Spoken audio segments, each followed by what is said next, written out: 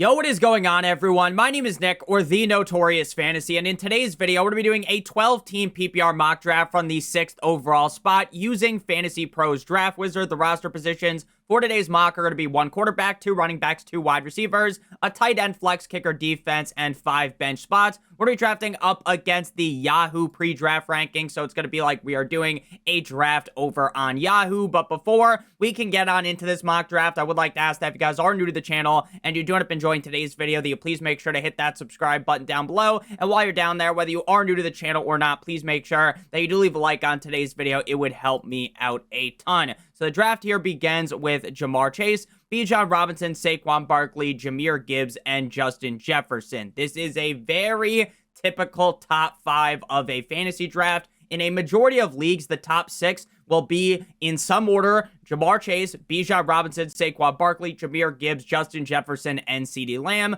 Some leagues, you'll see CeeDee Lamb go as high as the 103. Some leagues, Saquon Barkley might fall all the way to the 106, but ultimately, in a lot of your guys' leagues, the top 6 will look this way, and I agree with the rankings. I believe that CeeDee Lamb should be the pick at the 106. Now, if I was going to get real spicy, real aggressive here, I would go ahead and draft Christian McCaffrey because I have CMC as the 7th overall player. I absolutely love the upside that Christian McCaffrey possesses this season, but CeeDee Lamb feels like a significantly safer pick in my opinion. When Dak Prescott is healthy, him and CeeDee Lamb have an elite connection. I understand that last year that connection was dwindling a little bit, and that was because CeeDee Lamb held out last year up until like August 25th, 26th, 27th, 28th, in that range, right before the season ended up kicking off due to a contractual issue. So they didn't really have that summer of working together, and this summer they do. They bring in George Pickens, which I think just makes things a lot easier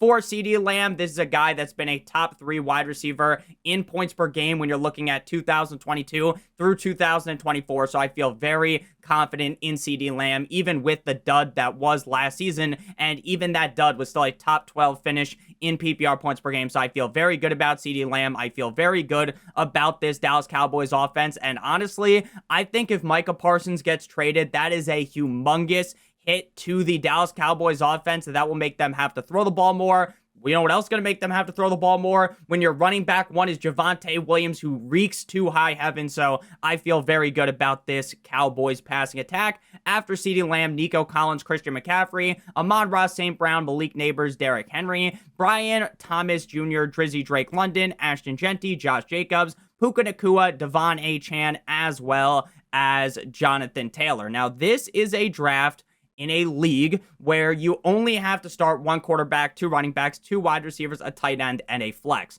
Now, in a 12-team league where you're starting 3 wide receivers and a flex, or 2 wide receivers and 2 flexes, Brock Bowers wouldn't even be in consideration for me at this pick, because I feel as though the running back and wide receiver position is much more important in a draft like that. But since it's just 2 running backs, 2 wide receivers, and 1 flex, I would be considering Brock Bowers. Now, Jacoby Myers did request a trade off of the Las Vegas Raiders. Who knows if that will actually take place? And honestly, based upon the team that he gets traded to, he may have a decent amount of value, or you might have gotten absolutely bent over a table based upon where you drafted him, or this is just a contract thing. It gets all ironed out and it's nothing to worry about. So I wouldn't say with 100% certainty that this is going to bump Brock Bowers up, because again, Jacoby Myers could easily just get the new deal that he is looking for, and Jacoby Myers will stay there, and then Brock Bowers is still in the same spot. And even being in the same spot, Brock Bowers is a elite tight end, one of the best, if not the best tight ends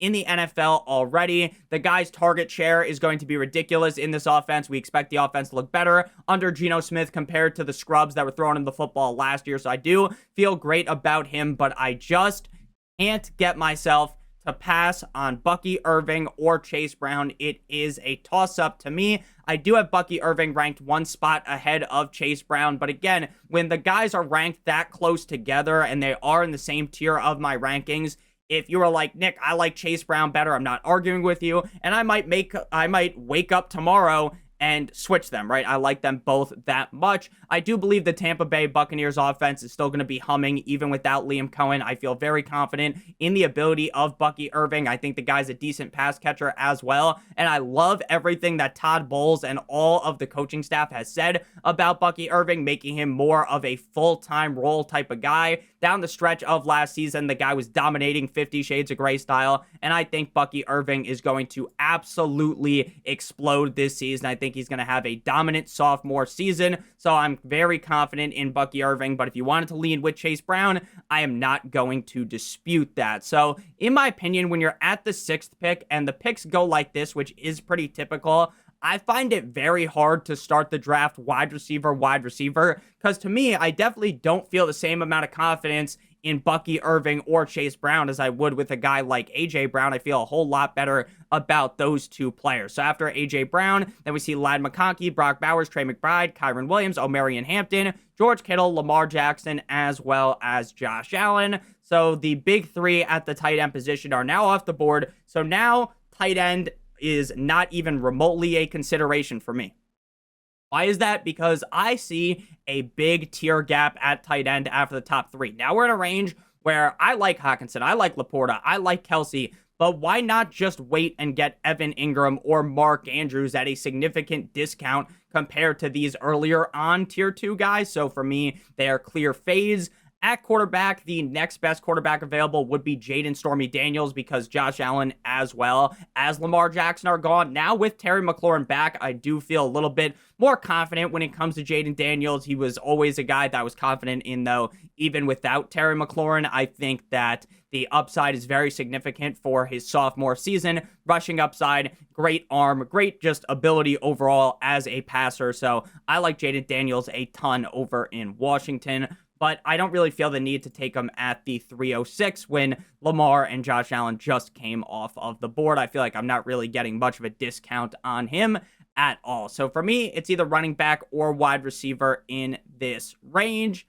At this point in the draft, you could consider potentially pushing things up for TreVeyon Henderson, but I do think even when TreVeyon Henderson's ADP finally comes correct, it'll probably settle more likely inside the 4th round instead of the 3rd round. Now, in your more sharper leagues, right, where people have a sharp brain like O.J. Simpson's knife, I fully expect that he is going to go in the 3rd round in some of your more sharper leagues, but not everyone plays with people that are the smartest of guys, right, or gals, right? They're playing with their coworkers, their friends from high school, their buddies from college, their aunts, their uncles, their grandmas, their great-grandma, right? So I think more than likely he probably goes closer to the 4th round. Omarion Hampton already off the board, who would be greatly in consideration for me at this pick. Now, we haven't drafted Jackson Smith-Njigba a ton this summer, and it's really just because I feel kind of meh about him. I don't necessarily feel like if you draft JSN, he's going to absolutely destroy your fantasy season.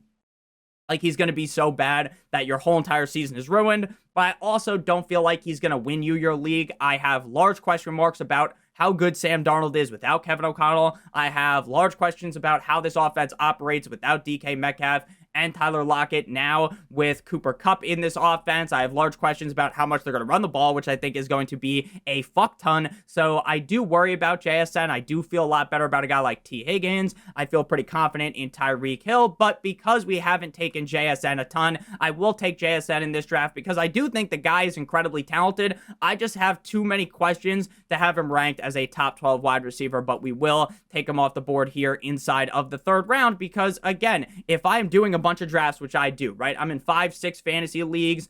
I play in 1 zillion best ball drafts over on Underdog. I think by the time all my slows are done, I'll have done like 160 or something like that, around that number. So I've drafted JSN on there as well because I believe heavily in the talent. I just have some question marks about the situation that he's in, but sometimes the talent is able to prevail. After JSN, T. Higgins, Jaden, Stormy Daniels, James Cook, Magic Mike Evans, Jalen Hurts, Kenneth Walker, Alvin Kamara, Maserati, Marvin Harrison Jr., Chuba Hubbard, James Conner, Garrett Wilson, and Tyreek the Freak Hill. Tyreek Hill's ADP is dropping at a rapid rate. People are nervous about Tyreek Hill. I get he's dealing with the oblique injury, but every single piece of news that I've read, every single thing out of Mike McDaniels' mouth says that they're being precautious. They're wrapping bubble wrap around Tyreek Hill. They're doing the exact same thing with Devon 2 Chains. So I'm not going to be panicking off of them. Now, if we get later on this week and they're like, hey, guess what? I was lying. Haha. Real fucking funny. Tyreek Hill might be missing time. Then obviously we want to be adjusting to that. Same thing with Devon Achane. So we're back up on the clock here. And the obvious answer here would be to go with TreVeyon Henderson. Now, I will say, if TreVeyon Henderson does not make it to here, I would be fine going with Breece Hall. I moved Breece down my rankings a little bit. I still do like Breece Hall a ton. I think Breece Hall has significant upside with the pass catching ability, even if he is losing some goal line work to a guy like Braylon Allen, even if he's losing some of the short yardage situations. But obviously, that isn't the best news, right? And you can't just push that aside. I don't think this is truly going to be like a 1A, 1B, 50-50 split. I think it's not going to be that. It's going to be much closer in the favor of a guy like Breece Hall, who we saw just 2 years ago was on top of the fucking world like King Kong on top of the Empire State Building. And now everyone's just kind of casting him off. They wrote him off, but he ain't going to write back. Shout out to Geno Smith. But I love TreVeyon Henderson. I think TreVeyon Henderson is in for a huge season. I fully understand that TreVeyon Henderson is not going to be a workhorse back at the NFL level.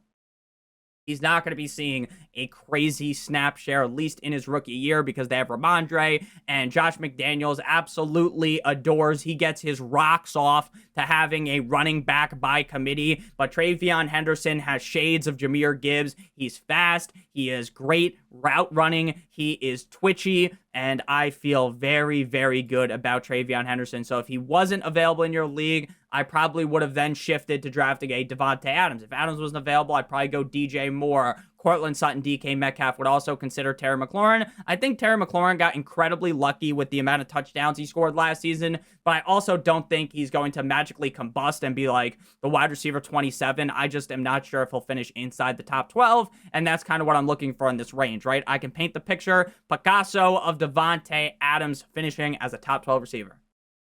I can do it for Chicago with Ben Johnson and DJ Moore. I can do it for Cortland Sutton. I can do it for DK Metcalf. I can't quite make that argument for Scary Terry, but we're going to go with TreVeyon Henderson here. Again, if you don't think he would be available in your league in the 4th round because everyone is giving him the gawk 9,000 special, everyone is dick riding the man, and honestly, rightfully so, then you could just go ahead and say he's not on our team, and instead it's Cortland Sutton or Devontae Adams if it makes it more realistic to you.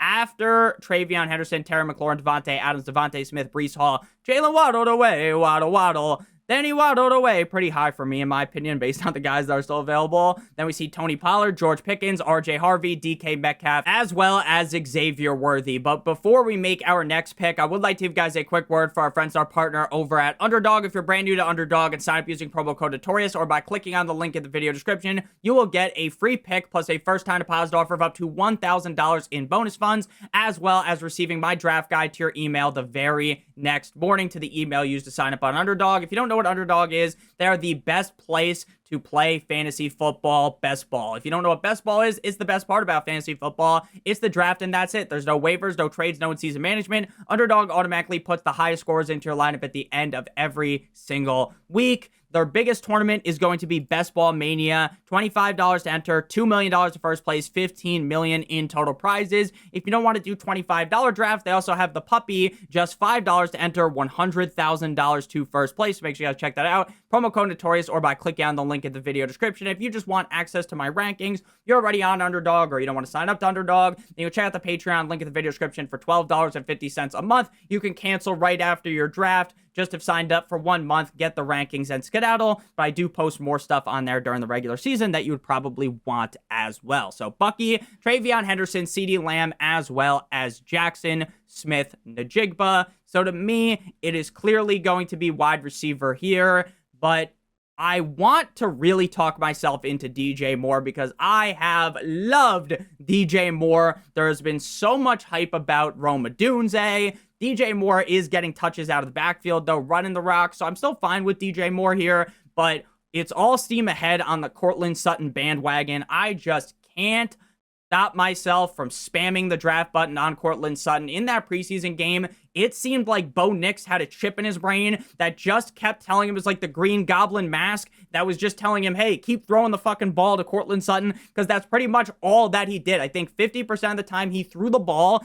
in that preseason game, it went to Courtland Sutton. Now I get, Nick, Courtland Sutton's not going to have a 50% target share in the Denver Broncos offense. No shit, right? I know that, but I think Courtland Sutton's going to be very heavily involved. He's always had the talent, but now he has the quarterback and the coaching staff to do so. I am feeling real nicey about Courtland Sutton. If you didn't want to draft Sutton, I would have been fine with DJ Moore or Tet McMillan at that pick. After Courtland Sutton, Joe Burrow, Joe Shiesty, Zay Flowers, Dave Montgomery, Tet McMillan, DJ Moore, Wiki, Isaiah Pacheco, Sam Laporta, DeAndre Swift, TJ Hawkinson, Mark Andrews, Jamison Williams, as well as Tyrone Tracy. The tight ends are coming off the board fast and furious. It's actually kind of crazy, in my opinion. Too fast, too furious. So we got our two running backs, Bucky and Henderson. We have our wide receivers, CD and JSN, and our flex is Courtland Sutton. Now, I'm probably just going to end up taking another running back in this range before we take a tight end. Looking at the draft board, 3 of the teams behind us that are going to draft before we make our next pick have already taken a tight end, meaning that 2 of them haven't, and those 3 teams are probably going to take a quarterback. So as long as team 4 and 5 don't absolutely raw dog us here, and then one of these teams ends up taking a tight end that already has a tight end, we should be able to get one of Travis Kelce, David Njoku, or Evan Ingram, which would be very, very good to me. So I'm not going to reach on one here because, again, while I do have Travis Kelce ranked the highest, I don't feel the need to draft him here because I'm perfectly fine with the other guys going beneath him. The teams behind us also have, on the other side of the board, after we would pick, so we'd be waiting until the 8th round. 1, 2, 3 of those teams have a tight end, and 3 of them do not, so it's probably much more of a guessing game there, and I'm probably not going to want to roll the dice on that risk, which is why it's very important to actually look at the draft board while you are drafting. It's important to acknowledge, hey, who has been taken off the board, so you're not looking for some guy. You're like, oh, maybe ESPN or Yahoo has this guy buried in the rankings, and you're typing his name in and you can't find him. You're thinking, hey, maybe today I forgot how to fucking spell. Important to understand who has come off of the board already. So we're going to go ahead and take a running back here. I love Calvin Ridley this season. I don't think he'd typically be available here, but we're going to take a high upside shot on another rookie running back, and that's going to be Caleb Johnson. I think it's going to take some time for Caleb Johnson to become the lead back over there in Pittsburgh. I don't think that Caleb Johnson is a guy that off Jump Street is going to be putting up belt-to-ass numbers, is going to be going crazy, but I think as the season prolongs, we've already seen the Pittsburgh Steelers non-committal to Jaylen Warren in the past. They were running out that stooge, Najee Harris, out there who was running in slow mode, running in quicksand. So I fully believe that Caleb Johnson will eventually take over, even if it takes some time. After Caleb Johnson, Aaron Jones, Jordan, the numbers, Mason, what do they mean? Calvin Ridley, Travis Hunter, Rome Odunze, Pat Mahomes, Big Dick Bo Nix, Brock Purdy, Big Cock Brock, Chris Olave, and Slick Ricky Pearsall, Ricky Rolex himself. Rashee Rice is falling in this draft. Now, this would be a point where I would actually take Rashee Rice in the 7th round, where, hey, if he gets smacked front hand, backhand with a 6-game suspension in the middle of the season, I am fine taking that risk. But when he goes in like the 4th or 5th round, where he's typically going to go, it seems like you are just really hoping for the best thing possible. You're hoping for a smaller suspension, and you're just assuming that he's going to come back and be the same guy that he was at the start of the season, because he's able to play the first couple games of the season. Then he's going to miss a while. I think he's going to be rusty. I think this could end in disaster. We're going to go ahead and take Travis Kelce here, because I do really believe that the Kansas City Chiefs offense is going to look much better this year. I understand that at ADP, Travis Kelce was a big, fat bust last season, like the statue of Peyton Manning's forehead. But ultimately, I don't think that at this price, Travis Kelce would have done you wrong. If you drafted him here at this price last season, you would have been happy, right? Hey, I got a top 5 tight end in round number 7. But because you took him in the first round, or maybe he fell to you in the second round, you felt like you have been led astray. So this season, I feel very good about him if he falls in drafts after Travis Kelce, Emeka Egbuka, Jalen Warren, Stephon Diggs, Dak Prescott, Jacoby Myers, Baker Mayfield, Rashee Rice, Braylon Allen, Tank Bigsby, J.K. Dobbins, Jerry Jeudy, and I want a bad bitch, Jordan Addison-Rae. Now, we have seen that Emeka Egbuka's ADP is rising. Same with Ricky Pearsall in the 7th round. I am perfectly fine taking them at this spot. Now, Kyler Murray is the next highest ranked player here on the Fantasy Pros sheet. They absolutely adore. They are in love with Kyler Murray at this pick. I don't think so. The king of Call of Duty always crumbles once Call of Duty drops in like October or November. I love Kyler Murray. I will always deep down believe in him, and I will be rooting for him. But will he be on my teams this season? The answer to that would be a resounding fuck no, baby. I would rather just pass on him. I would rather just wait a couple rounds and take Justin Fields, a guy that I view has similar upside as Kyler Murray. Again, last year was bad for Kyler. I think he will bounce back. But again, it's still the same coaching staff around him. And that really to the 30th power really concerns me. So I am very scared of Kyler Murray. I would be staying away unless he fell to the range where it's like people are taking second quarterbacks and Kyler Murray isn't already off the board, then I would take him. Now, it is important to note that since we took Travis Kelce already, I'm not taking a backup tight end. I'm not triple wrapping some fucking condoms around this fantasy team. I don't look, if Travis Kelce ends up fucking sucking absolute ass for fantasy football, you know what's going to happen? I'm going to drop him like it's hot. Shout out to Snoop Dogg and just pick up another tight end. I'm not going to waste a roster spot holding a second tight end that I'm probably never going to play above Travis Kelce. At this range, if you take a Drake May or you take a Justin Fields, I am fine taking the insurance out State Farm and taking a second quarterback. But if you take Lamar Jackson, you should not be taking a second quarterback, but people do that all the time. I think it is one of the biggest mistakes people make in fantasy drafts. So now we are back up on the board here. Khalil Shakir, best wide receiver available. He's expected to be back for the start of the regular season. Juwan Jennings, questionably available for week 1. It says there's optimism, but then another report I read said they might put his ass on the IR, on the PUP. So that's definitely not the best news ever. So this kind of seems like a range out wide receiver where things are incredibly gross. So we're to reach up and grab Matthew Golden, who seemingly is going to be the wide receiver 1 in Green Bay. Now, Jaden Riley-Reed is still hurt with the messed up foot. So while I thought that, Jaden Reed would really make a big splash, like a fat dude jumping into a pool, frankly, I don't really know if he's going to be able to do that if he's not healthy early on in the season. Everyone is raving about the play of Matthew Golden. All the clips I've seen of Matthew Golden, the dude is looking crispy like some chicken at Popeyes. So I feel very good about Matthew Golden at ADP at cost. After Matthew Golden, Travis Etienne, Zach Charbonnet, Ramondre Stevenson, Juwan Jennings, Byshal Tootin, Javonte Williams, Deebo Samuel, Ja'Cory Krosky-Merced, Mr. Bill Nye, the science guy, Ja'Cory Krosky-Merced. Then we see Jaden Daniels, Jaden Riley-Reed, and Khalil Shakira. Now, Bill is probably going to keep moving up boards. I've said this over the last 2 videos, but my friend Mike, he was in his home league draft. Bill went at pick 64.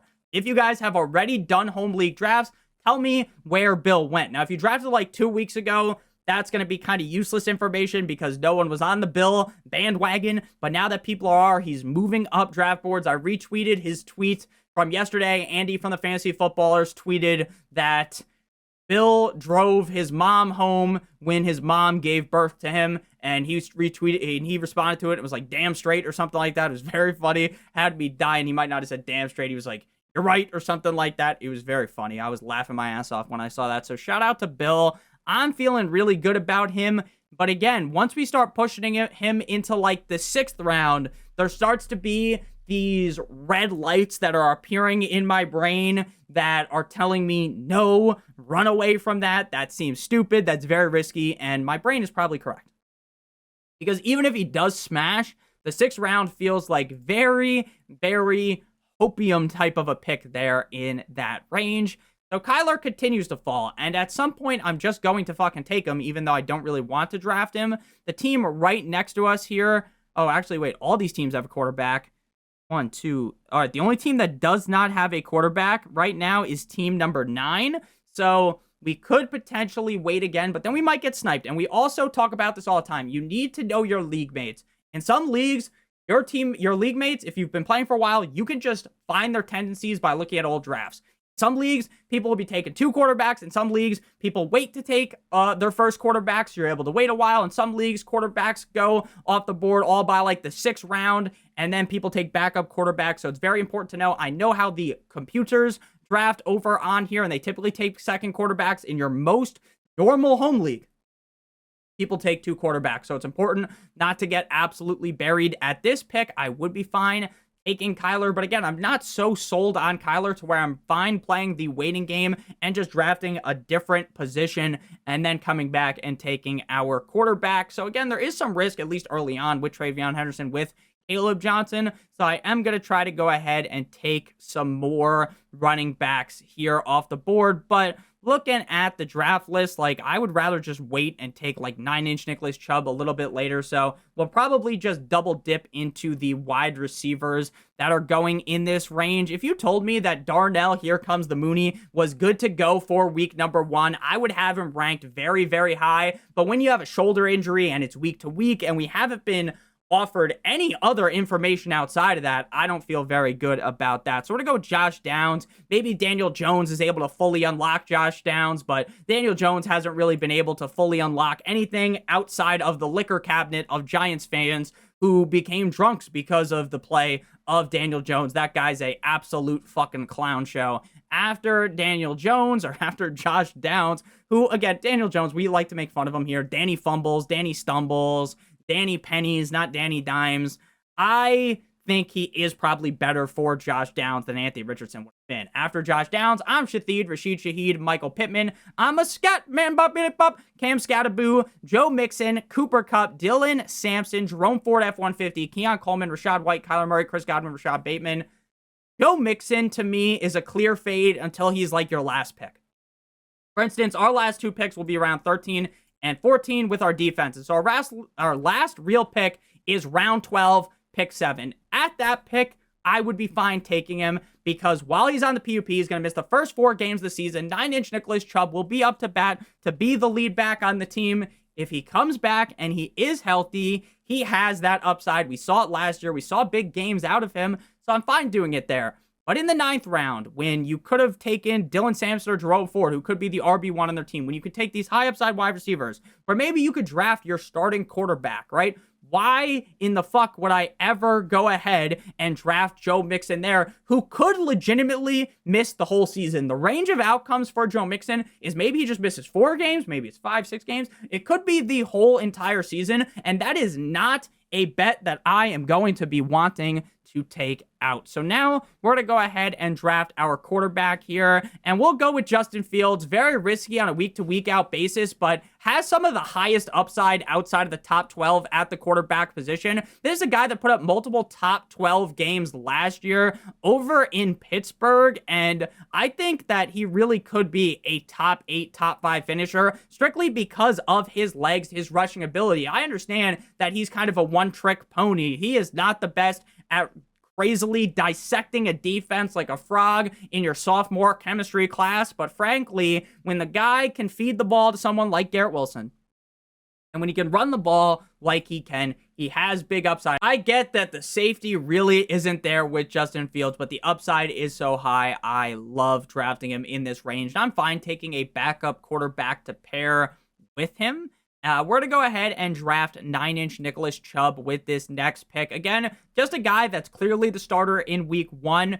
And if Nick Chubb does pay off, which I think he could, I think another year removed from the injury, he has some big upside. I'm fine taking him in this range, just hunting for the potential big upside weekly. Now, maybe we should have taken a quarterback because a bunch of people took a backup quarterback, but we're still in the range where the backup quarterbacks are fine. Now, this is the point where I'm actually looking at bye weeks. The whole draft, I don't give a fuck about bye weeks at all.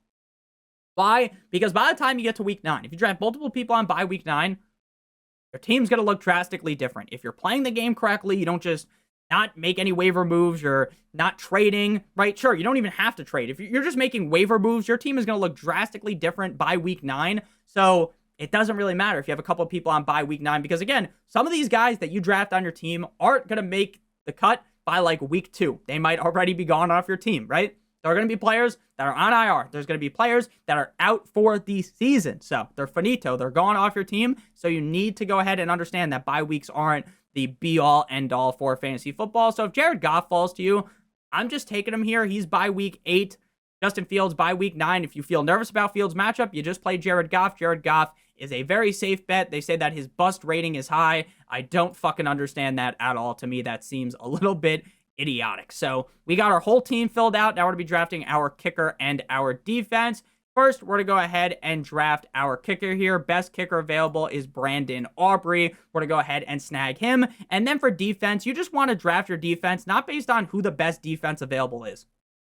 Like, oh, Nick, I love the Denver Broncos. They have the best defense. Well, typically the Denver Broncos defense goes in like round 8, 9, or 10. They typically don't fall to the 13th round. Now, if I was sitting at round 12, right, and maybe then I would take the Broncos, right, because they are probably going to be very safe every single week. But there's going to be those down matchups where they end up sabotaging your fantasy team. When you draft a defense, you want to be drafting just based on that weekly matchup. Week 1, the LA Rams go up against the Houston Texans. That's why I believe they are must draft. A huge advantage of their D-line in favor of them over the opponent's offensive line. So I think they are going to be an excellent pick in drafts. Week 2, they play the Titans. And then once you get to week 3 and hey, I don't like this matchup as much, then you just drop them and pick up a new defense. You're adding extra upside to your roster every single week when you pick up defenses that have good matchups. And if you're like, Nick, that's a little complicated, I'm not really sure how I'm going to figure out which defense to play every week, I make videos every single week, every single Monday